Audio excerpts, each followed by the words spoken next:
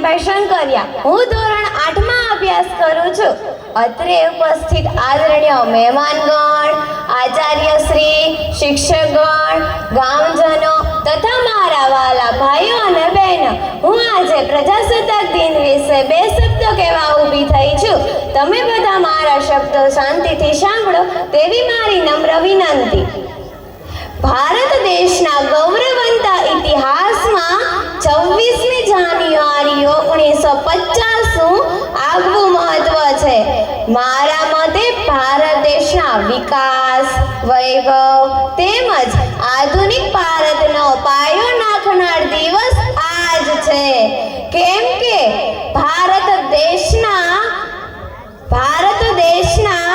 આજના દિવસે ભારત દેશની પ્રજા આ દેશની શાસક બની હતી। આ દિવસ અગાઉ રાજા રજવાડા, મુગલ, અંગ્રેજોનો ગુલામ દેશ ખરા અર્થમાં આઝાદ થયો હતો। દેશમાં ઉત્સાહભેર ઉજવણી કરવામાં આવે છે। ઠેર ઠેર સાંસ્કૃતિક કાર્યક્રમો રાખવામાં આવે છે। આ પ્રસંગે રાષ્ટ્રીય ધ્વજ દર વર્ષે રાષ્ટ્રપતિ દ્વારા દિલ્હીમાં રાજપથ ખાતે લહેરાવવામાં આવે છે અને પછી રાષ્ટ્રગાન શરૂ કરવામાં આવે છે। આ પ્રસંગ ખૂબ જ ભવ્ય હોય છે કે જેમાં આપણા લશ્કરની 3 પાંખો લશ્કરી વાહનો સાથે રાજપથ પર પરેડ કરે છે।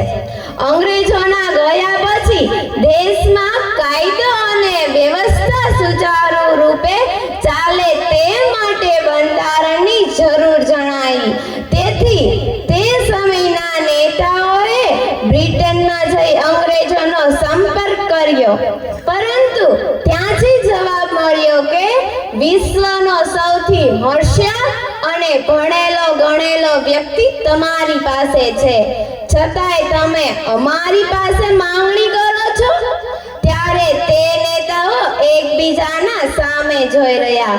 ત્યારે તે અંગ્રેજ અધિકારીએ કહ્યું, બંધારણ બનાવવાનું કપરું કામ ડોક્ટર બાબા સાહેબ આંબેડકર સિવાય કોઈ કરી શકશે નહીં।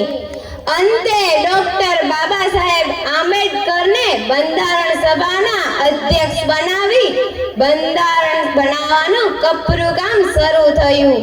વિશ્વના ઘણા દેશના બંધારણમાંથી સારી બાબતો લેવામાં આવી। અંતે વિશ્વનું સૌથી મોટું લેખિત બંધારણ તૈયાર થયું।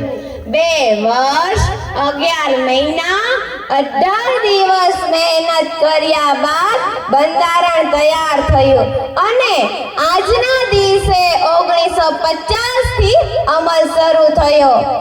કોઈ પણ દેશનું બંધારણ ત્યારે જ સાબિત થાય છે જ્યારે તેની અમલવારી કરવાવાળા અધિકારીઓ, મંત્રીઓ પ્રામાણિક હોય।